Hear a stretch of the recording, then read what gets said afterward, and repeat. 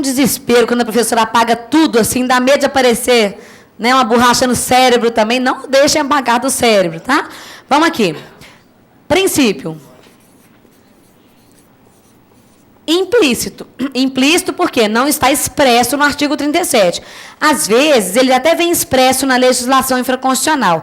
Mas para as provas de concurso, toda vez que disser princípio implícito, significa aqueles que não são o LIMP, que não estão lá claramente no texto constitucional. Supremacia do interesse público.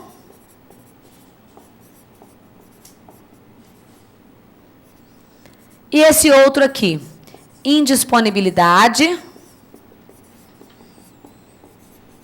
que eu vou até dividir em duas partes, dos bens públicos e dos interesses públicos.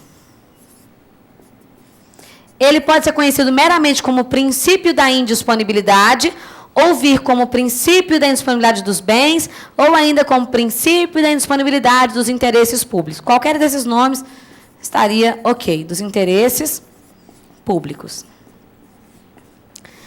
Aqui, a aula vai ser um pouquinho diferente. Eu não vou pegar com vocês palavras-chave, olha, isso aqui é assim. Eu quero que vocês entendam, no geral, esses dois princípios. Todo mundo já conhece ele aqui, é só para a gente reforçar.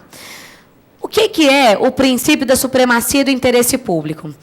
Quando a gente imagina determinados casos como o particular, a gente chama o princípio da supremacia de sacanagem. Como assim? Você mora numa casa que foi da sua tataravó, taravó, avó, bisavó, e aí você hoje mora lá. Mas essa casa está na beirada de uma avenida que vai ser alargada. E vem a administração e te desapropria, pagando para você o valor venal do imóvel. E você acha que isso é uma sacanagem. Por quê? Não vai te indenizar o seu valor sentimental, o pé de jabuticaba, que tem 17 anos, não vão te indenizar esse valor emocional, esse afeto que você tem com o bem. Não é sacanagem? Mas isso, na verdade, é o quê? A prevalência de um interesse público face o interesse particular. Toda vez que a administração impor a sua vontade contra a vontade de um particular, por prevalência de interesse público sobre o seu interesse, é a supremacia do interesse público. Tá? Isso é uma característica do direito público. É diferente do direito privado, em que você estabelece as coisas como dois pratos de balança equilibrados. Eu não posso dar direitos a uma pessoa que eu não dou a outra no contrato, as partes se equilibram. Agora, imagine um contrato entre a administração e um particular. Um contrato entre a administração e um particular não tem os pratos de balança assim. A administração tem um peso maior, ela vai ter prevalência. Por exemplo, imagine uma empresa, duas empresas aqui, ó. Esta empresa, ela fornece P de particular. Essa empresa, esse sujeito aqui, ele fornece lanche, merenda, esse tipo de alimento e tal para outras empresas. Aí, ele contrata com um outro particular. Então, vamos imaginar que seja a empresa de fornecimento de merenda, de lanche, e mais uma escola, uma empresa, a Fiat aqui, ó, uma empresa privada. Tá? Aí, este tem a obrigação de fornecer o lanche, este tem a obrigação de pagar pelo lanche. As obrigações vão se contrapor. Esse particular forneceu 30 dias, este outro não pagou. Como este aqui descumpriu a parte dele, esse aqui pode descumprir a sua? Pode. Quando num contrato entre dois particulares, ou seja, um contrato regido pelo direito privado, uma parte deixa de cumprir com o pactuado, a outra também se vê no direito fica desobrigada de cumprir a sua parte. A gente tem um nome em latim para isso, a gente fala de pacta sunt servanda, ou seja, o que foi pactuado tem que ser cumprido, e exceptio non adplente contratos. Não estou xingando ninguém, né? O que é exceptio non adplente contratos? Exceção do contrato não cumprido. Embora eu tenha o dever de cumprir com a minha parte, pacta sunt servanda, se o outro deixar de cumprir, aplica-se a exceção do contrato não cumprido, ou seja, eu me desobrigo da minha parte. Mas imagina se esse particular fornecedor de merenda, se eu pôr um sorriso nele, para a gente saber qual que é ele, o particular fornecedor de merenda tenha um contrato com a administração pública.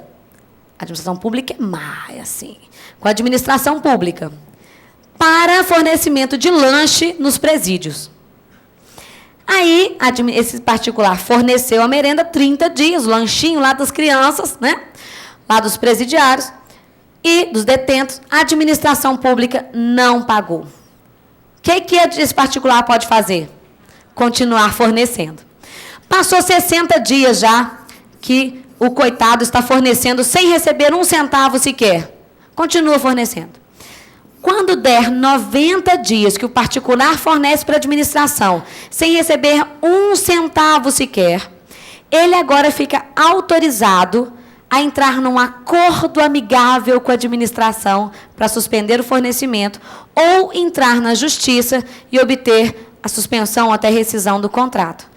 Enquanto ele não obtiver a ordem judicial ou o acordo amigável, ele não pode parar de fornecer. Professora, mas isso é sacanagem. Não, é supremacia do interesse público. Vejam, toda vez que a gente vai fazer uma questão de prova, pensando como um particular, a gente tem a sensação de que aquilo não deveria estar acontecendo.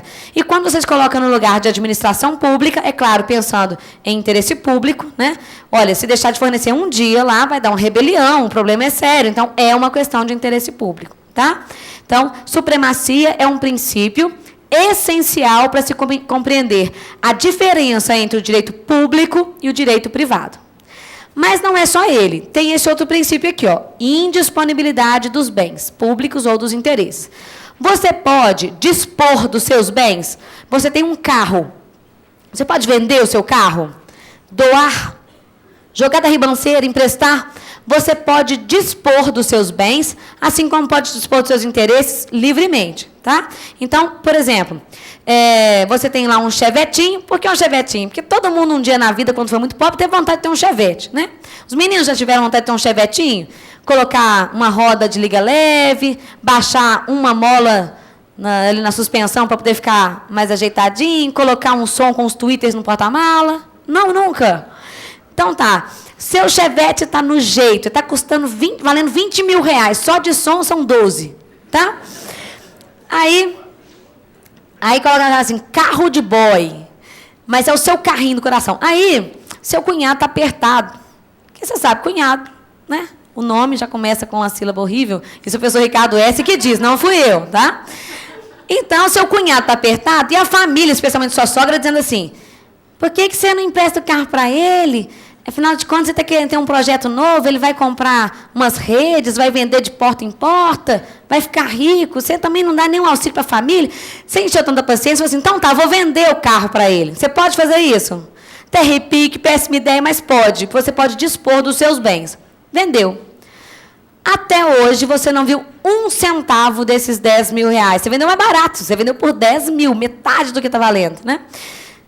Tá, você já tinha, já dispôs aqui do seu bem, vendeu. O problema é seu. Agora, todo domingo na casa da sua sogra, o sujeito começa a beber e fala assim, vou te pagar semana que vem.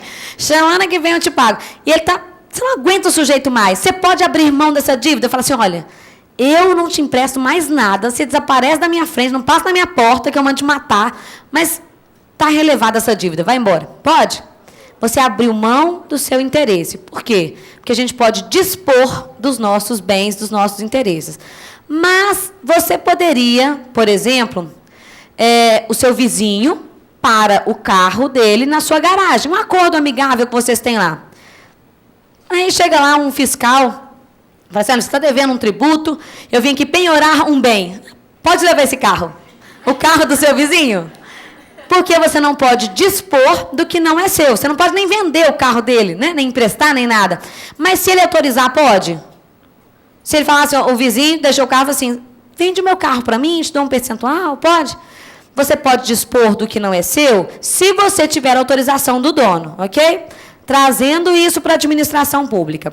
Bens públicos. Bens públicos são as ruas, as praças, os prédios onde funcionam órgãos públicos, os postes de luz, tudo que está afetado pela prestação de serviço público é bem público. A quem pertencem os bens públicos? À sociedade, ao povo. Então, pertence à administração? Não. Portanto, o administrador não pode dispor dos bens, porque não pertence a ele. Esse é o princípio da indisponibilidade. Também não vai, por consequência, poder dispor dos interesses públicos, que é o interesse de todo mundo. Então, por exemplo, está lá, prefeito, quais os tributos são municipais? IPTU, ISS. Aí um prefeito fala assim, quer saber de uma coisa? No meu município, ele vai falar que é dele, né? No meu município eu não vou cobrar IPTU. Se ele fizer isto, ele vai abrir mão de um interesse público e isto é um ato de improbidade administrativa. Mas tem um lugar aqui, estou até escutando alguém pensando alto, tem um município aqui perto que não cobra IPTU residencial. Sabe como é que é feito isso? Será que eu posso mostrar isso para os auditores, futuros auditores? Acho que eu devo mostrar isso para os futuros auditores.